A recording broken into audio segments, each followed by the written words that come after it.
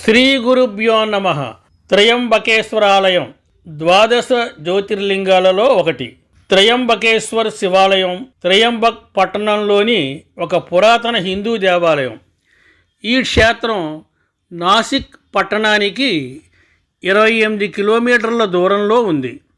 త్రయంబకం లేదా త్రయంబకేశ్వర్ అని పిలిచే ఈ క్షేత్రాన్ని గోదావరి జన్మస్థానంగా పిలుస్తారు.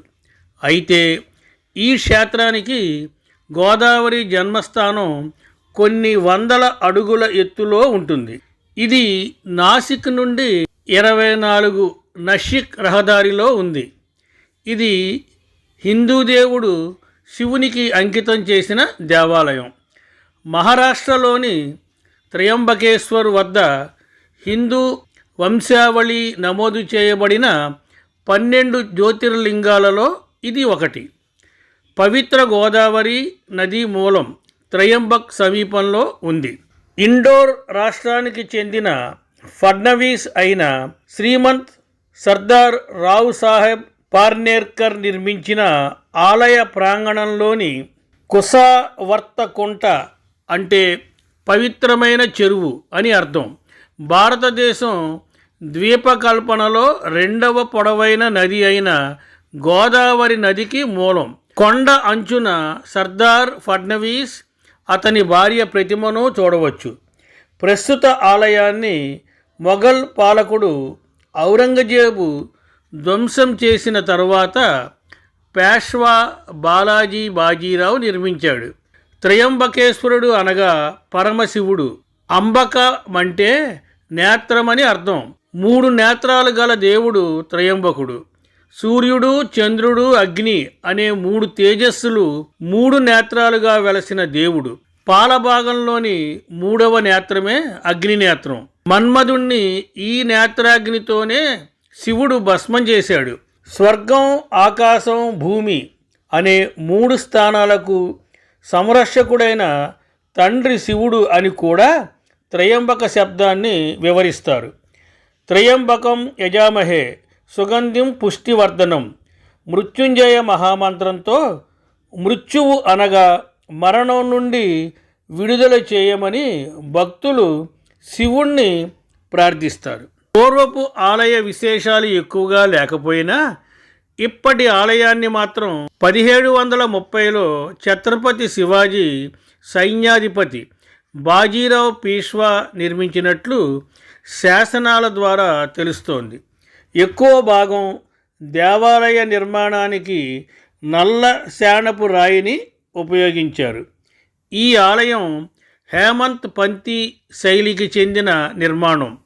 ఆలయం చుట్టూ నిర్మాణం లోపలి వైపు చతురస్రాకారంగాను బయటి వైపుకు నక్షత్రాకారంగాను ఉంటుంది. కుశావర్తనం గోదావరి పుట్టుక.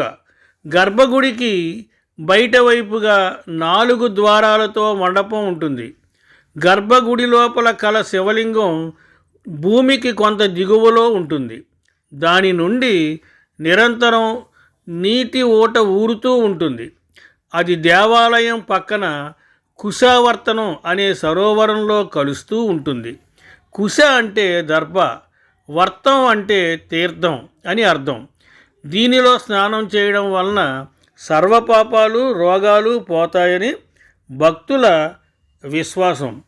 గౌతముడు శివుని మెప్పించి గంగను తీసుకువచ్చే ప్రారంభంలో తన చేతినున్న దర్భతో గౌతమి చుట్టూ తిప్పాడు. అలా తిప్పిన ఆవర్తనమైన చోట బ్రహ్మగిరి నుండి గంగ నేలకు దిగి గోదావరిగా ప్రవహించడం మొదలెడిందని పురాణాల ప్రకారం కథనం. నాసిక్ నుండి దేవాలయానికి 28 కిలోమీటర్లు. ఇక్కడి నుండి బస్సులు ఉంటాయి.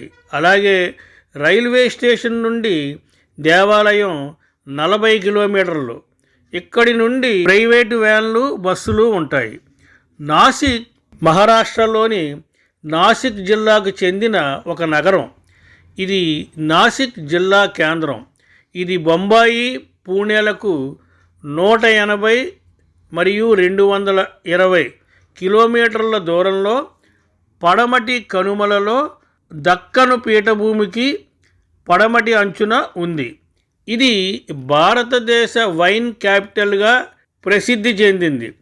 నాసిక్ దగ్గరలోనున్న త్రయంబకేశ్వర్ గోదావరి నదికి జన్మస్థానం. త్వరగా అభివృద్ధి చెందుతున్న నాసిక్ పట్టణ జనాభా ఇంచుమించు 1.4 మిలియన్లు. ఇది 2006 సంవత్సరం తాలూకు అంచనా. ప్రఖ్యాత సినీ రంగ పితామహుడు దాదాసాహెబ్ ఫాల్కే ఇక్కడే జన్మించాడు. స్వస్తి, శుభమస్తు.